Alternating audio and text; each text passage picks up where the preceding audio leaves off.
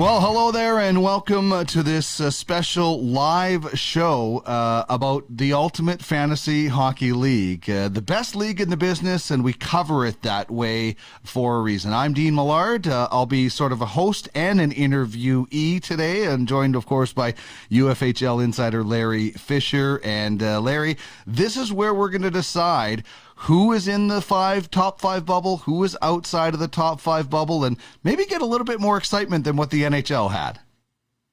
Yeah, it was a bit anticlimactic on the NHL front. Obviously, we saw the Buffalo Sabres retain first overall. The only alteration was obviously Seattle jumped ahead of Anaheim, but there wasn't a lot of suspense there. But Dean, yourself and I, we've been following and covering the Edmonton Oilers throughout the 2010s. We're all too familiar with draft lotteries and the excitement or the build-up to this event. So for the UFHL, this is the second draft lottery. We had one last summer, but certainly the first live show. And it is exciting to see how this plays out and which franchises. There could be potential for two lottery winners to jump from outside the top five into that top five grouping that bids on first overall. So can't wait to see how this plays out today. You know, I was just half expecting the Oiler logo to be there at number one today, even though I knew they didn't have a chance. I just thought maybe there would be an Oiler logo there for old time's sakes. And yeah, you're right. Those draft lotteries were pretty wild to watch at times, and sometimes the only entertainment that an Oiler fan at that time could get. So I'm going to be we're going to switch roles later on in the show, and you're going to interview me after we get to the draft lottery. But Rob Love of the Tornadoes, the GM of the Tornadoes, and Fantalytica Scouting is going to join us as well, because he has an opportunity to win that first overall pick. And there's going to be hopefully some excitement. I'm not too worried about movement, because I know where we are and where we can drop to and what it'll be. But, you know, maybe we'll get some draft strategy out of Rob and myself today. Who knows? I guess we'll have to see. But maybe we should start, Larry, with do you want to start with what happened in the NHL a little bit more, or do you want to go with maybe the lottery odds for what we're talking about in the UFHL right now? Yeah, I think if there was more of a suspense coming out of the NHL, we could talk more about that. Although it's great to see Seattle move up and be a second overall. It would have been cool to see them win the lottery, just the expansion franchise and obviously Ron Francis being there. But I think from the UFHL perspective, the odds are the same as they were for the NHL. So here you see the percentages for each of the franchises, and obviously we've paired them up 1 to 16 with their NHL counterparts, and we're going to be using the Tankathon.com simulator to a one-shot deal to obviously simulate our draft lottery today. So Dean will bring that up later, and we'll run it. But Dean's Duckman's Domination have the best odds at 16.6%.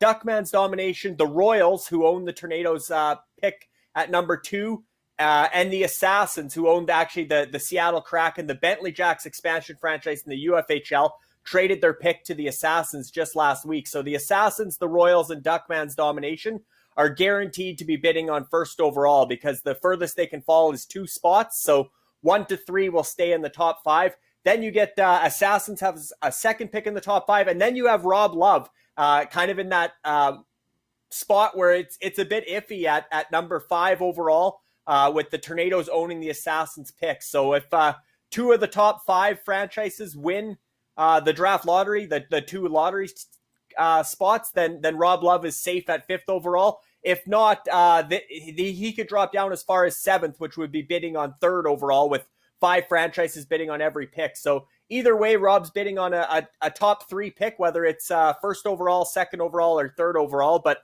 there you see the 16 franchises that missed the playoffs in the Ultimate Fantasy Hockey League and the odds they have of winning today's UFHL draft lottery. All right, and when it comes to draft picks heading into this, Tornadoes and Duckman's Domination leading the way, which is why the 2 GMs of that franchise are on there, and very different. You know, we are front-loaded with first-round picks, and the Tornadoes have a heavy amount of second-round picks. Yeah, between yourself, Duckman's Domination, obviously you have the affiliation with Craig Button.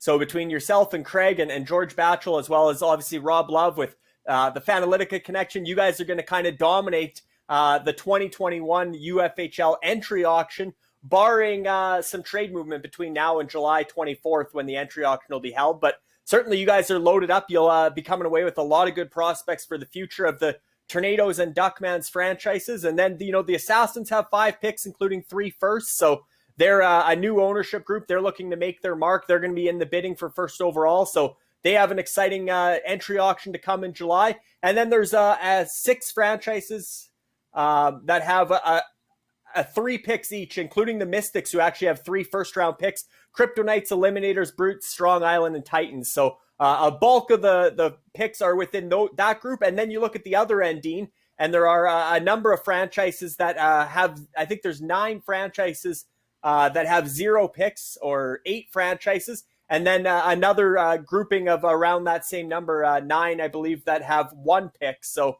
but again, July 24th is a long way away. We have an expansion draft between now and then. Some franchises are going to take on bodies for their protected list. If they have spots they want to upgrade, maybe they're going to part with some of these picks that they've stockpiled. But certainly there's some franchises that are probably going to be pretty jealous and pretty envious on July 24th when Duckmans and Tornadoes are dominating the UFHL entry auction. Yeah, it's gonna be really something to see. And the NHL had their draft lottery, and they had their GMs in their draft areas. Let's take a look at live look at our GMs right now on tankathon.com. This is what we'll be using. I don't want to hit too many buttons right now because I don't want to accidentally set one off. So what we're gonna do is we're gonna bring in a guy who's hoping to win that lottery, pick his brain a little bit. Rob Love, GM of the Tornadoes, and of course with Fantalytica, is going to join us in just a few seconds here.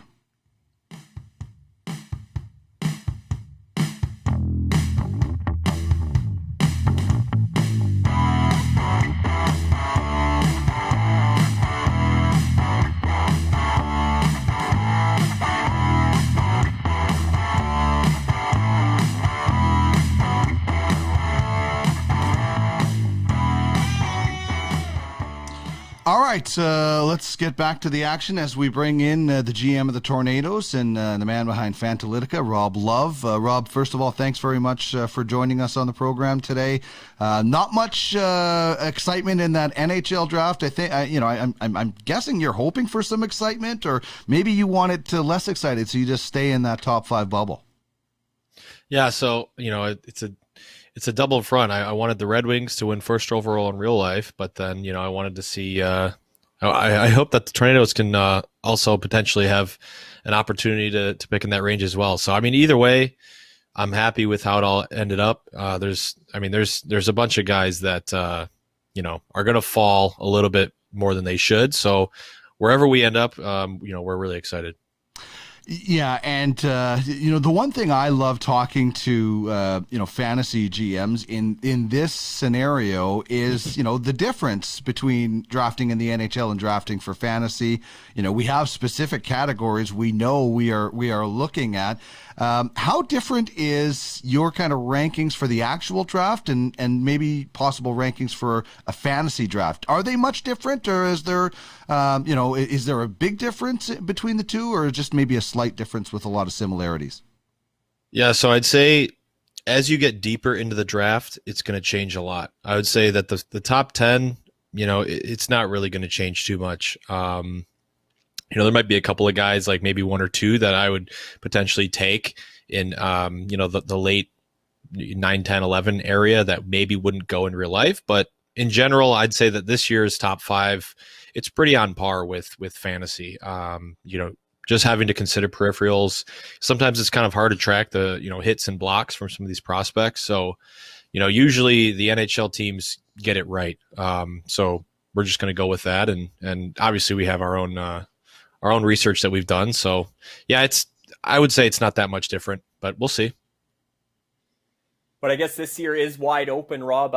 Even in the NHL, right? There is no Connor McDavid available this year. There's no, even Rasmus Dahlin or whoever the case, right? There's a group of about 10 prospects that could potentially go first overall. I know Owen Power is sort of emerged as the consensus favorite to go first overall, but he didn't have the wire to wire like a Connor McDavid or Sidney Crosby. There's not that big name. What are the chances that you think that in the UFHL entry auction, we could see a different first overall pick than we do in the NHL entry draft, simply because in the UFHL, you're bidding on the pick. So 5 franchises are bidding on first overall. Whoever wins first overall then gets to announce their prospect. So I'm really interested to see if that prospect that's taken first overall matches up with the NHL. But do you think there's a possibility we see a different first overall pick in the UFHL than what is likely to happen in the NHL?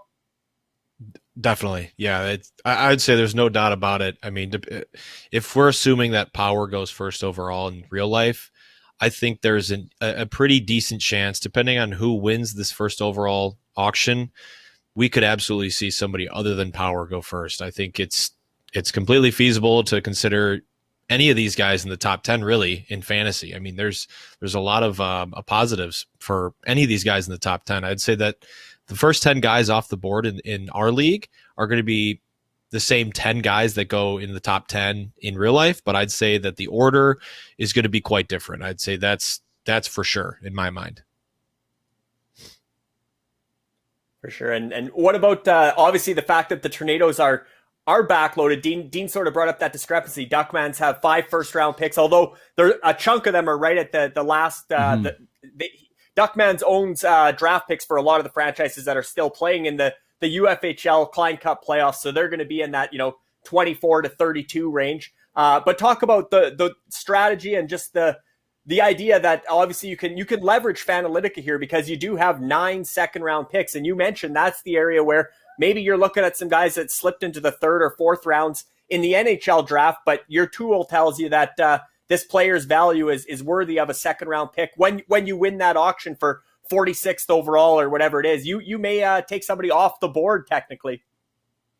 Yeah, so there's actually a couple of reasons that I decided to do that. So first of all, I felt that once I joined the league, I felt that there was a blatant disregard for that true value of what a second round pick should be in a trade.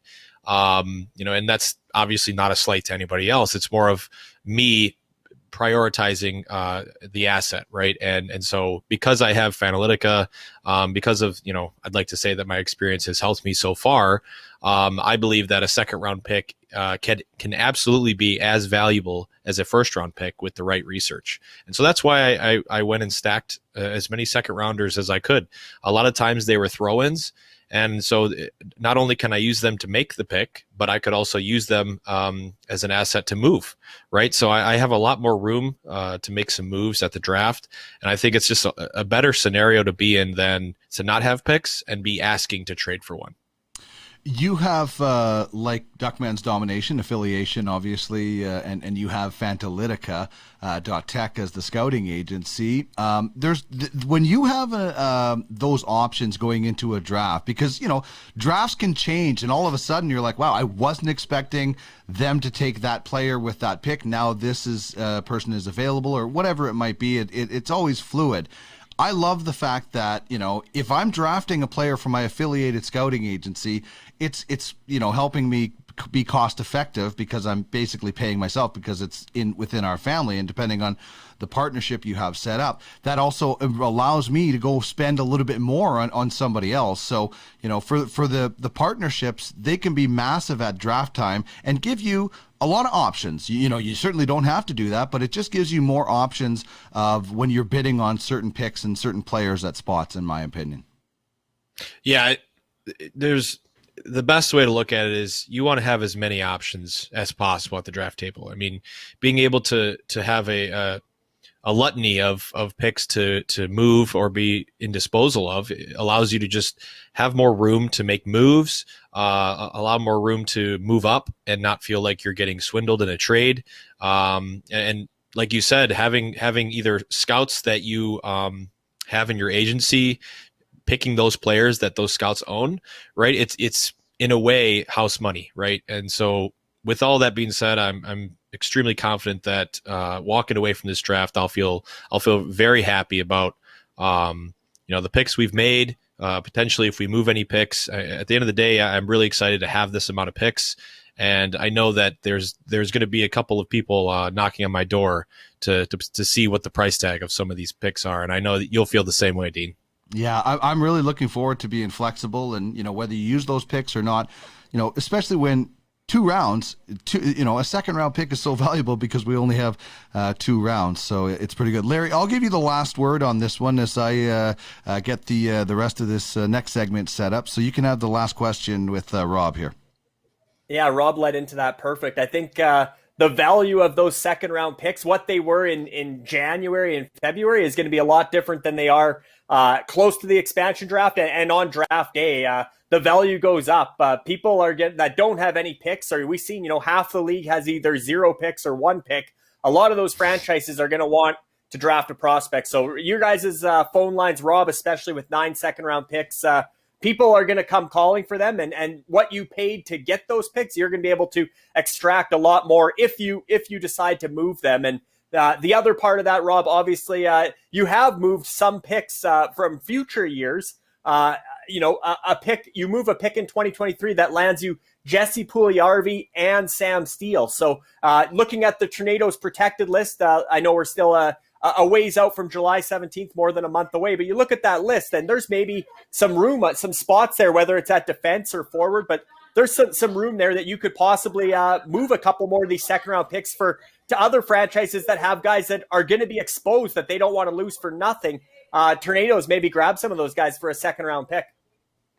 I feel like you're trying to expose me, Larry. I feel like I feel like that's maybe the cat is now out of the bag if it wasn't already out of the bag. But yeah, I mean, to be so young on my team and a lot of the guys that potentially I would be keeping, some of them don't have to be, all right. And so you hit the nail on the head. I mean, it's just some teams have to lose a player and they don't have picks. I can take on a player or two, and I have a lot of picks, right? So there's a lot of opportunity to make some moves at the draft. I'm certainly not going to be overly eager to let my picks go to anybody else. So the price does have to be right, like any trade. But I'm really excited to have 17% of the draft in my hands. So we'll see what happens with that. That's impressive stuff. Rob, thanks so much for joining us. Best of luck. And just for people out there that are looking maybe for a little help on the scouting side or for information, just give us a brief description of what they can find with Fanalytica. Yeah, so Fanalytica is basically the one-stop shop, I like to call it at least, for your fantasy hockey. So if you're in a dynasty league, any UFF owners or participants that are watching this right now, if you need help or feel like you need additional research to figure out if a prospect's going to be good in your league, Fanalytica does exactly that. So you get to input your dynasty league scoring rules, and once you submit that, you're going to get a huge table with about 20 to 25 leagues of prospects at your disposal, and it's going to actually tell you what we expect from a point producing standpoint, what those prospects will do in your league. And so on top of that, actually, Fanalytica, we've been talking a little bit in the Scout group chat, but Fanalytica is going to be coming out soon with a UFF Scout specific product where we're going to be supporting 84 of the best leagues in the world from ages 15 and up. And what that's going to allow scouts to do is go into the table, go into the platform. You're going to immediately see which players are available or unavailable, who owns them, if they're a free agent, how they're going to do in the UFF league once they're an NHL player, and potentially how much their market value is. So I don't want to reveal too much, but I do believe that it's going to be available to be used in some capacity before the draft. So I'll be using that, but I don't know if it will be for public use. I think we'll still be in testing mode. But so that's what Fanalytica is. We like to help a lot of players in their league. So hopefully, if you haven't heard about it now, go check it out. It might be able to help your league and your team. All right. What's the site?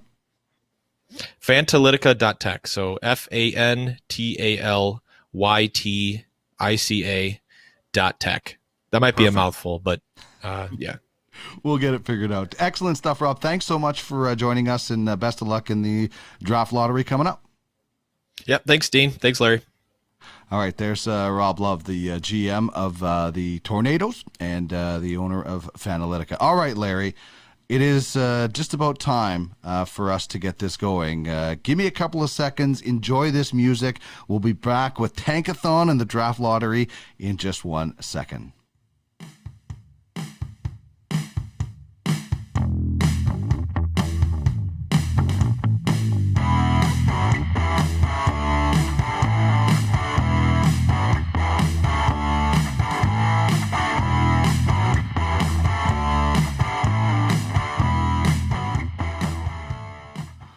right, now that we know all the strategies, and that was the point of this show, is for me to just figure out all the people around me and what sort of strategies they'll have for the draft. I think it's time for us to get to the actual draft lottery. What do you say, Larry? Absolutely. Can't wait to see how this plays out. All right, so I'm going to bring in tankathon.com. And then I'm just going to hit the sim lottery button at the top, and then I'll just let you take it away with the results. I might be popping champagne. I don't really know, but here we go, Larry. I'm going to get this going.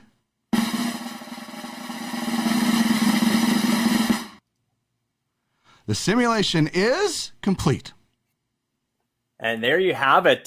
Rob would be happy. Obviously, the Detroit Red Wings were a winner in this simulation. And for the UFHL, the Detroit Red Wings are the Eliminators. So congratulations to Luke Schonwise of the Eliminators. Moves up from 6th into the top. So he would have been bidding on 2nd overall. Now gets a chance to bid on 1st overall and actually bumps out Rob Love, unfortunately, with the Tornadoes. So Rob Love will move down one spot and be bidding on 2nd overall instead of 1st overall. But Luke Schonwise and the Eliminators, who are representing the Detroit Red Wings, have won the draft lottery and moved up. And Duckman's Domination, Dean, is the big winner. You were guaranteed to stay in the top 5 regardless, but much like the NHL, the Buffalo Sabres won the Tankathon simulator, and that's representative of Duckman's Domination. So a big congratulations to Duckmans, who officially are 1st overall now, and also to Luke Schonwise of the Eliminators, represented by Detroit, who have moved from 6th overall in the UFHL up to 2nd overall, which gets them moving from bidding on 2nd overall up into the 1st overall grouping.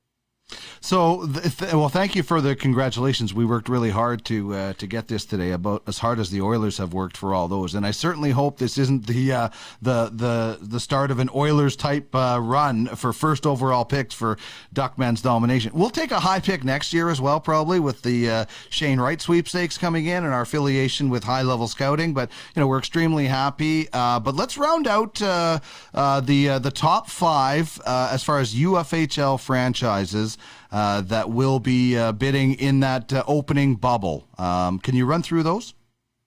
Yeah, so 1st overall is Duckman's Domination, the Eliminators, the Royals, and Assassins ×2. Assassins have both the Seattle and New Jersey picks.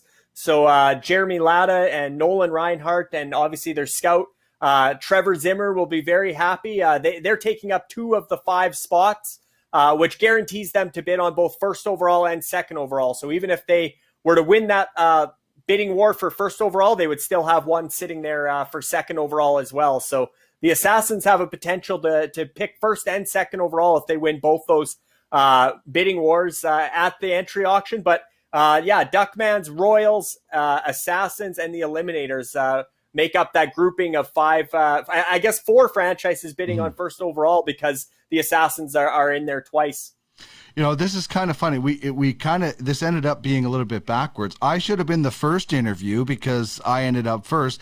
We could have got Rob's reaction, getting him back out about dropping out. But now's the point of the show where you take over with the questions. And, as the NHL, they would interview the GM with the 1st overall pick, and we'll do the same here. So I also have some shots of the players, a graphic too, that I can bring in. So I'll let you take away the rest of this interview. Sounds good, Dean. And obviously just your first reaction, I guess, to seeing Duckman's Domination at the top. I know you said you don't want it to be an Oilers type run of consecutive 1st overall picks, although the affiliation with High Level and the potential to get Shane Wright in 2022 is attractive. But just maybe your thoughts on how the draft lottery played out, the fact there's only 4 bidders instead of 5, that eliminates one of the competitors at least. But talk about your approach going into the big sweepstakes with 1st overall.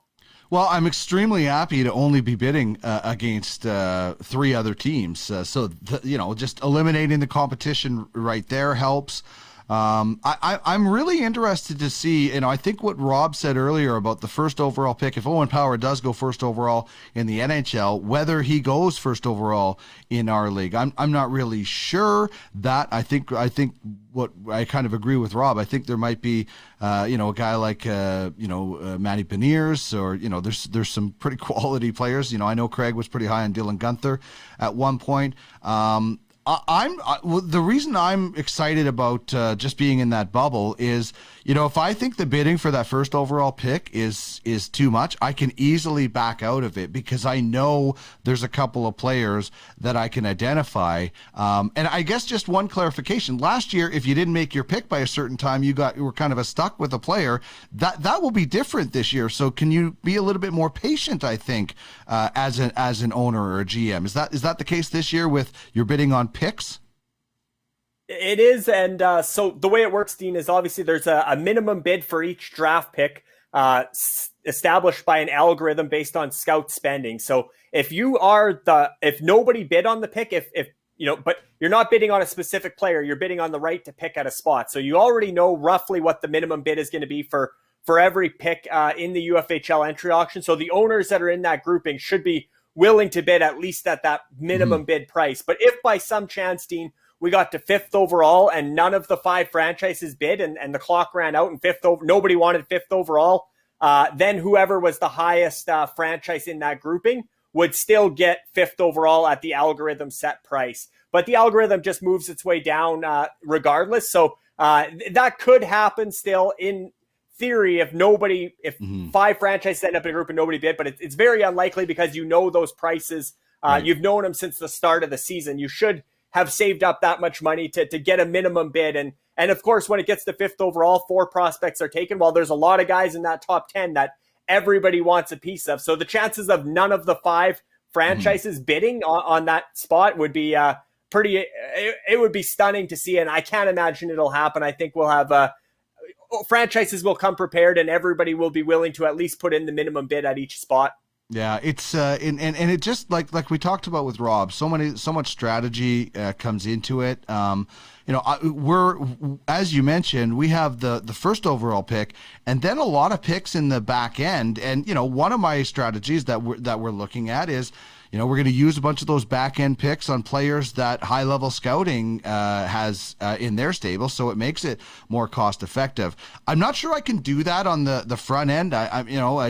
Maybe Jesper Wallstedt could go in the top 5. I think that might be a bit of a reach. I'd really like for it to happen in the NHL, but I'm not sure about that either. But our strategy might be, bid on anybody. We'll identify the player in the top 5, and then on the back end in the second round, we're probably going to identify more players off of the high level to make it cost effective. And if they end up getting taken before we get to them, then we just benefit from the return on the investment. So I really love the flexibility that this many picks gives me. As mentioned, I don't want this to be a regular occurrence, but it's still a pretty proud day, and I think a fun day for a franchise to know that they are at the top. Even in our auction system, it's a neat footnote in our, or I should say, web note in our history of our webbed feet history. Absolutely. And Rob, I like how Rob termed that. You're playing with house money. If you're you're bidding on however high those picks go in that 24 to 31 range, if you win the bidding, which you're going to, you got 4 picks in that range at the back end of the first round. If you win those picks, you're going to be likely targeting guys that high level scouting owns, and then you're actually just paying the league percentage in order to draft your own guys that are already essentially somewhat in the system through the affiliation with high level. So there are still some franchises that don't have affiliated scouts. And if they're listening, they're probably going, oh no, I should have had an affiliated scout, because this is where you make that back. You sort of help fund the affiliated scout throughout the year, and you make it back. But you look here, Dean, at the UFFS scouts mid-season rankings, and we do have Owen Power on top, which obviously Craig Button, Bob McKenzie, a lot of the NHL scouts, Sam Costantino. Owen Power has sort of become the consensus number 1 guy. I think Bob McKenzie was 10 out of 10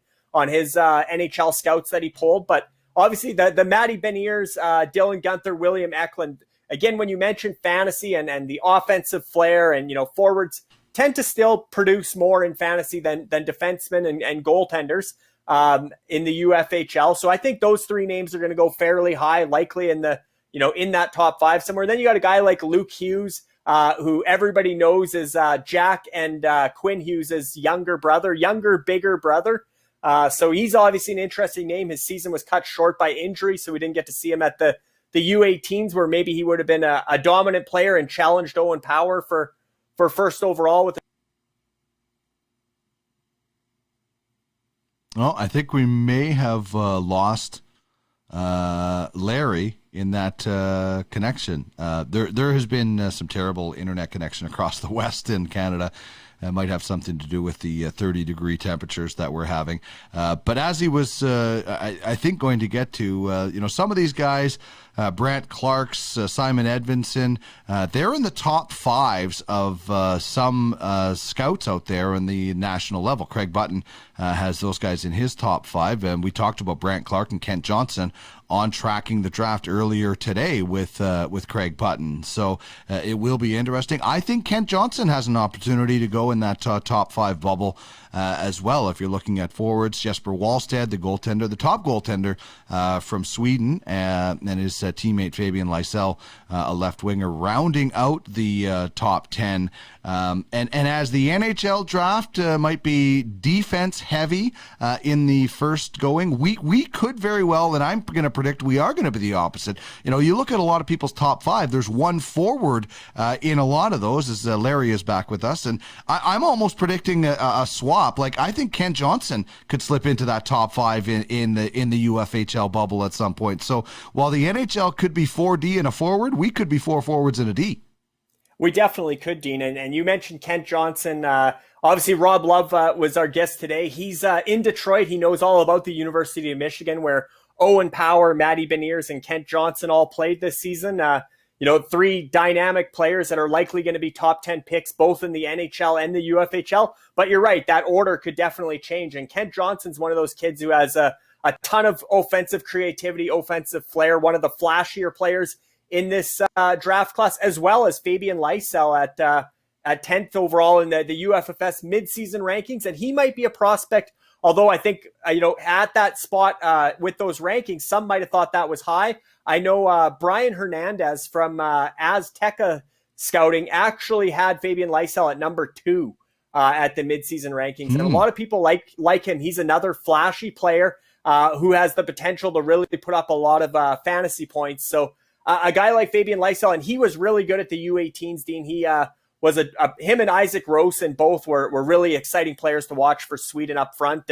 And so I think those two guys, including Fabian Lysell, could go higher in the UFHL entry auction than he does in the NHL draft. But you mentioned the goaltender, Jesper Wallstedt, who obviously is property of high-level scouting. And the one thing you do need in any fantasy league is a quality starting goaltender. And some of these franchises that are bidding on first overall, and obviously the 4 that don't win first overall will be there bidding on second overall, third overall, so on.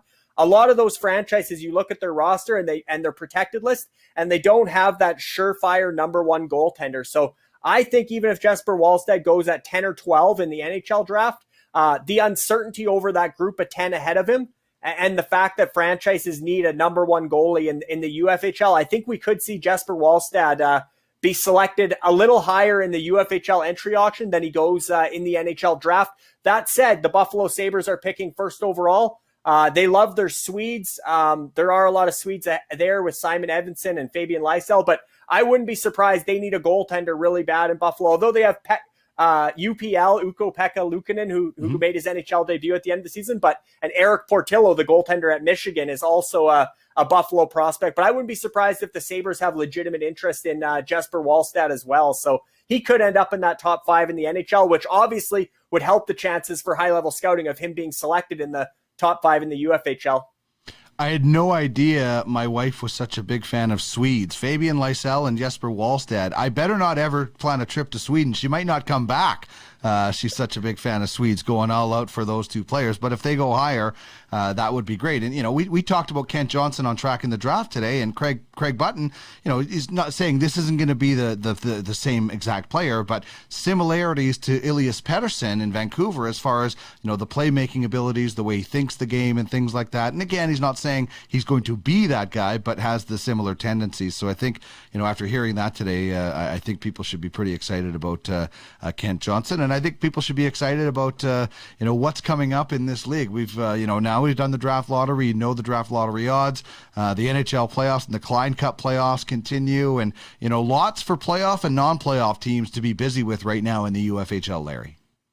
And now that this draft order is set, Dean, at least for the first, obviously the first 16 picks, as well as the 8 franchises that were eliminated in the first round of the Klein Cup playoffs, they're locked in now as well. So there's only 8 picks to be decided in both the first and second rounds. And that's the 8 franchises still playing in the second round of the Klein Cup playoffs. Works the same as the NHL as far as how the draft order plays out based on playoff results. But certainly now I think that this draft order is decided. The Eliminators are up. Now all of a sudden maybe the Eliminators draft pick, Luke Schonwise, might be getting some texts, some DMs on Telegram right now already asking if he's willing to move that chance at bidding at first overall. But his pick went up in value certainly. And now we'll see, now that they're locked in, the Assassins with 2 of those picks, they have the luxury, if they wanted, to move down a few spots with their second pick, let somebody else into that top 5 bidding and still be there at second or third overall for a second pick as well. So we could see some movement now of draft picks now that top of the first round is locked in and everybody knows sort of what grouping they're going to be in. And then the other big thing, Dean, and we can talk about this with Duckmans as well, because we talked about it with Rob, but a lot of the attention for the 16 franchises that weren't part of the Klein Cup playoffs and the 8 franchises that were knocked out in the first round, their attention is turning towards that expansion draft on July 17th. That's the next big event for all these UFHL franchises, and making trades to improve your protected list to put you in a better position to make the playoffs next season or compete. And for Duckmans, I assume it would be similar to what Rob said, Dean, that potentially maybe you move one of those late first round picks in order to bring in another forward or another defenseman, or possibly, I know, your goaltending is something that maybe is a bit up in the air still, but there's potential to, especially goaltending might be one to talk about, because a lot of franchises have 2 goaltenders and they can only protect one.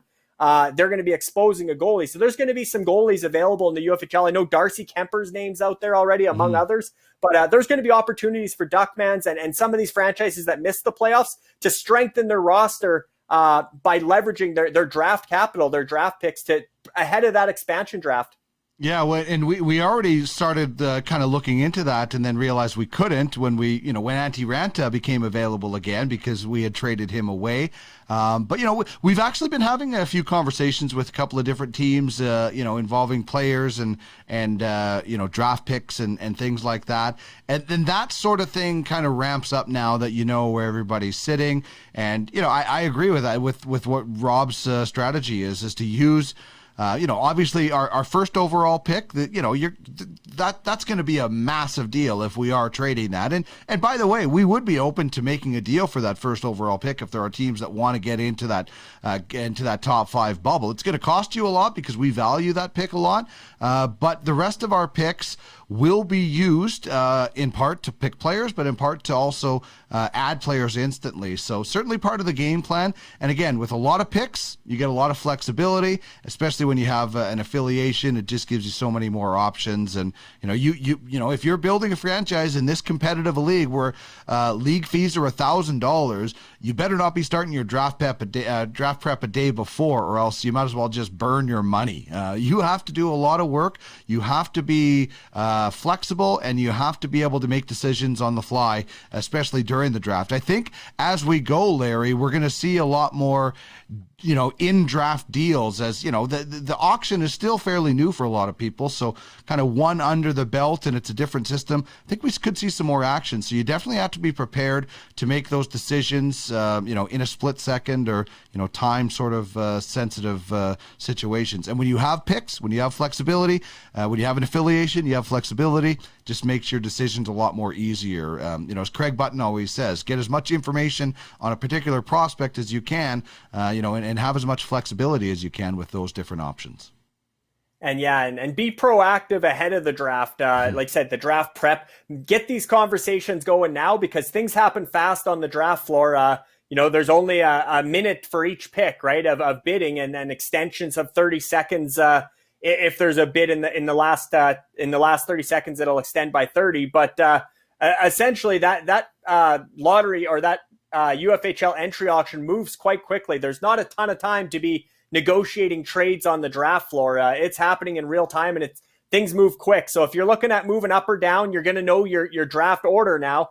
After the Klein Cup playoffs, you're going to have almost a month to prepare. So make sure you know where you want to be. And of course, things are going to happen, like you said, where somebody takes the guy you wanted, and now I'm not that interested in who's left, and maybe I want to trade down. But you got to have those conversations ahead of time, so you know who wants to move up, and you don't have to, now I got to start texting everybody that I might want to move down. You got to have that preparation done well in advance. And one guy who I know is listening to the podcast or to the live show today is Brennan Kopp, general manager of the Bentley Jacks. Obviously, they moved their lottery pick, the Seattle Kraken of the UFHL. They moved their lottery pick to the Assassins in exchange for another first-round pick that was part of this lottery.